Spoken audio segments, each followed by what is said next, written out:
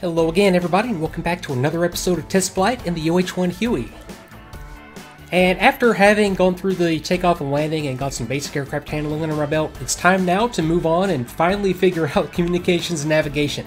Because if you can't find the enemy and you can't communicate with the other elements in your package or with the JTAC on the ground or anybody else, you're not really going to accomplish a mission. So, first things first, let's get some comm nav and figure out how this really works. So let me go ahead and get into the air.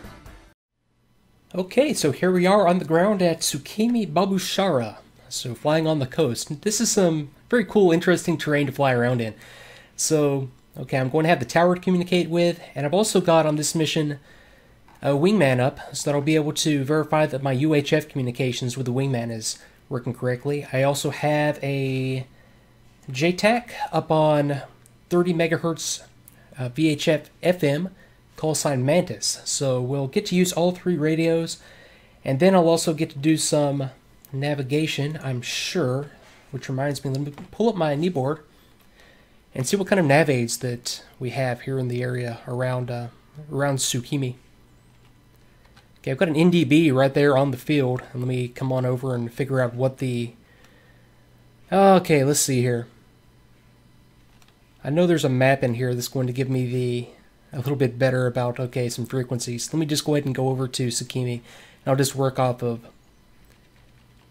this map. Okay, so it appears that... Oh, come on, surely I have a frequency on here somewhere. Okay, tower frequency, 129, VHF FM, and let's see. I'll pause. Let me get a handle on my frequencies and maybe make note of them, and I'll be right back once I have everything figured out. Okay, I'm back after looking around and just using the stuff that I have by default right now. The F10 map doesn't have NDB locations or frequencies, so I have really nothing to navigate off of using... I can still navigate visually. It gives me very good references on terrain features and roads and topography.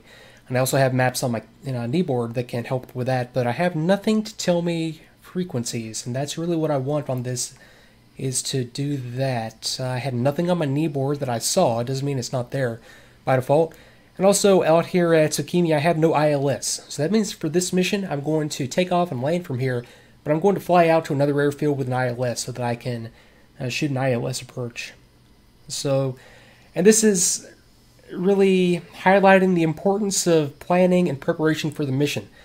Because if you just say to yourself, like I did before getting into the aircraft today, that hey, I'll just figure it out as I go. A lot of times you might want to do something as you get into the mission, but you just don't have the materials and you haven't put the preparation into it to do what you want to do and get the enjoyment out of it. So what I'm going to do is go back, put some stuff on my kneeboard that is going to help me out on this mission, and then we'll pick it up from there. So I will be right back. And I'm back. After a brief search, I managed to find 3 good maps that I'm going to try all 3 and see which ones I like. I found this one that shows, you can see here, frequencies for the inner and outer markers. I've got some NDB frequencies, ILS, and just it's basically a map that shows frequencies and locations of beacons. I've got this one, and this is it's called the TC-1 map that shows general terrain features and NDB locations. That's about it. And then I've got this one, which is it's like a 1 to 250,000 topographical map that I like this one for the terrain. I think this one is the one that I like the best out of the 3. But it's the same map that you get by default. So if I had set this up with nav points going to where I'm actually going, this is just a fast mission that has me going up north, this would be the map that I would get. I just happen to have the whole thing downloaded. And all these files are at the digitalcombatsimulator.com site, probably the same place that you bought the game at in the first place. And either under downloads or user files. That's where you can go to find these. And I also found an updated manual for the UH-1. Apparently the one that I had in my docs folder was out of date. So there is a new manual out it was updated as of the 1.27 version. So definitely check that out if you... Well, chances are you probably found it before me, and I'm just kind of late to the party. Okay, so let me go ahead and get things started up, and we'll get into the air and start navigating and communicating. Okay, coming back to here. Okay, before starting engines, overhead switches, DC circuit breakers in. Okay, light as required. I'm going to go AC and inverter verified off. I'm going to go DC on, guard down. I'm going to go voltmeter, essential bus. I'm going to go starter gen to start and verify non-essential bus on, battery on. Okay, so that was from memory. I think that's the... You just double check to make sure that I got everything. Main gen, VM essential bus, non-essential bus as required, starter gen start, battery switch on. And of course, yeah, AC inverter off. Okay. GPU not required. Fire test. Got it. Center pedestal, avionics off. External drawers. Okay, everything is off, safe and normal. And I'm going to leave everything off until I get everything up and running. Okay, governor auto. Main fuel on. Verify de-ice off. Other two fuel switches off. And let's see what I missed there. Okay, caution panel test. Lights on. Reset. Master caution off. Hydraulic control on. Force trim on. Verify chip detector both. Got it. Okay, flight controls. Check freedom of movement. And verify collective full down. Okay, everything is just fine there. Altimeter. Okay, I'm still set for a 0-foot field elevation. I'm going to change that. I'm going to set this to the actual field elevation. Just because, well, because that's the way that I want it. So the question is, okay, Tsukimi is 49 feet. So let me come down here, and I'm sure I can do this. Yeah, there we go. I'm going to set it to 49 feet.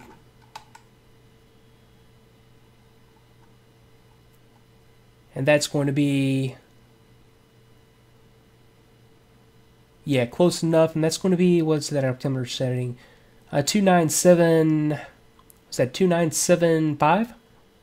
I guess for this mission. Okay, I'll take it. Okay, back to the procedure. Okay, I've got my altimeter set up. And that does do the co-pilot's altimeter as well, does it not? 2969. Hard to tell. 2969. Okay, that did not do the co-pilot altimeter either. So let me get this one. Actually, let me go to the co-pilot position and do that. So I'll press 2. Okay, from over here. Yeah, this altimeter is definitely set up a little bit different. It was a 49-foot field elevation, 2974, 297, yeah, 2974 gets me right in there. Okay, so back to the right-hand seat. Okay, good enough.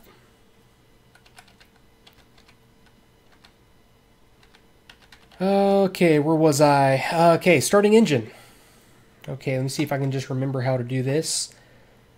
Okay, I'm going to turn off the display up here, so right control enter gets rid of that. I think I've got it down to the point where I don't need that. If I get in a bad situation later on, I might re-enable it, but I think I'm good for now. Okay, let me... Okay, roll it full right, depress, and put it into the... past the idle stop into cutoff. Okay, depress and hold the engine start switch. Okay, I'm going to go ahead and rotate it past the idle stop and make sure it's back in the idle position, resting against the stop. Looking for rotor movement. Okay, good movement, and still got the RPMs coming up.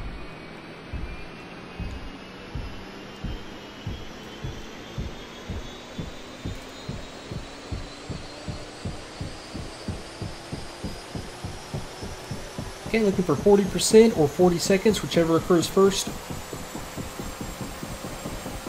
Okay, and good other engine instruments and indications. I've got my... I don't have any... Yeah, I've got a... Oh, that's right. So once I get power on, then I go inverter on, and that's going to power the instruments. I thought they looked a little bit odd at that point. So... Okay, so 40%. I'm going to go ahead and increase the throttle, and I'm looking for anywhere from 68 to 72%. I'm not sure I'm looking at the right thing there. In one, I had originally assumed that that was the engine RPM. I'm not so sure about that now. I I don't know, I have to look that up, because 68 to 72% is going to have that in the red, and I don't think that's where I need to be. I think it's 6,600 RPM, which is right where it's at right now, that I'm looking for there. Okay, but either way, I'm going to go inverter on to get the rest of my instrumentation up and running. There, yeah, I can see I got my fuel quantity and pressures. Okay, everything is in the green. Good voltage, good engine oil, and transmission oil temperatures. Okay, so that's beginning to come together and beginning to make a lot more sense. I'm going to leave that as is. And GPU I did not use, and I'm going to, okay, disconnect. Let me get my equipment up and running. I'm going to go, I'll start over here with communications. I'll go on UHF, transmit receive. I'll go VHF, power on, and I'll go VHF FM, transmit receive, and see what this does for us.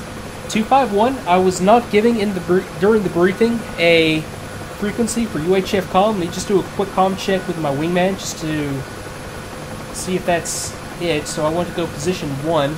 I'm sorry, that's position 2. Position 2 for UHF. And transmitter, I also did map my little trigger down here. That's the kind of the mic key. Okay, it still says interphone. So what am I missing? I am missing something here. Okay, all the transmitters are on. I'm in position 2. Okay, let me exit out.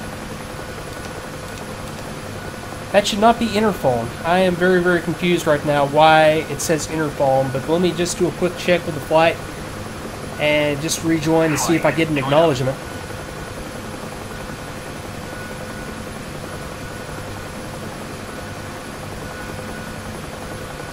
Okay, what is going on here?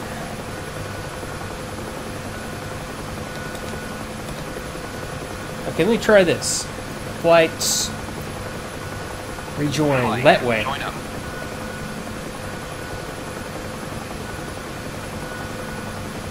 Okay, nothing. I might be on the wrong frequency. Let me go to 255. Okay, 251. 255, sometimes that's the frequency for the flight.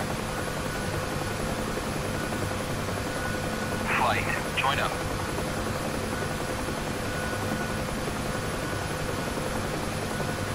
Nothing. Okay, well, let me try.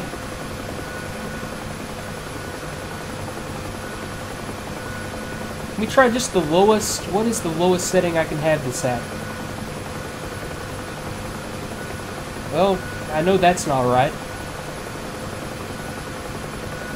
I'll think about that some more and get back to it. Let me try VHF. So I'm going to go position... Okay, wait a minute. Let me try that again. Position 2.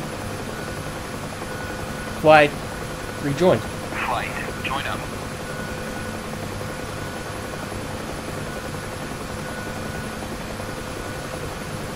Let me try that at 255.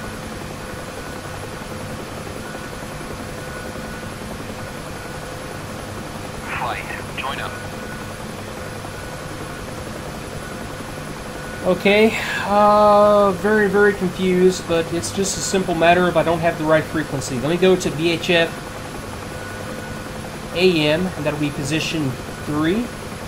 I do have a tower frequency, so let me go and pick up my tower frequency. Or Tsukimi.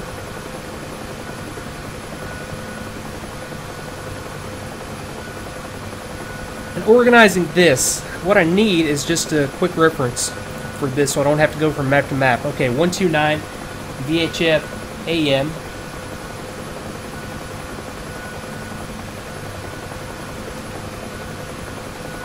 Okay, 129. Let me try this. Okay, ATC, Tsukimi, request hover check. And again, I'm not sure if I'm doing something wrong there or if it's just, might just be a glitch. Let me request taxi. Comey, Springfield, 1-1. Request taxi to runway.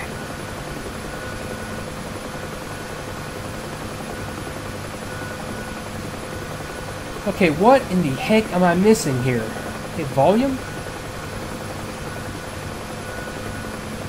volume just turned down. I didn't get any kind of a text notification either on that.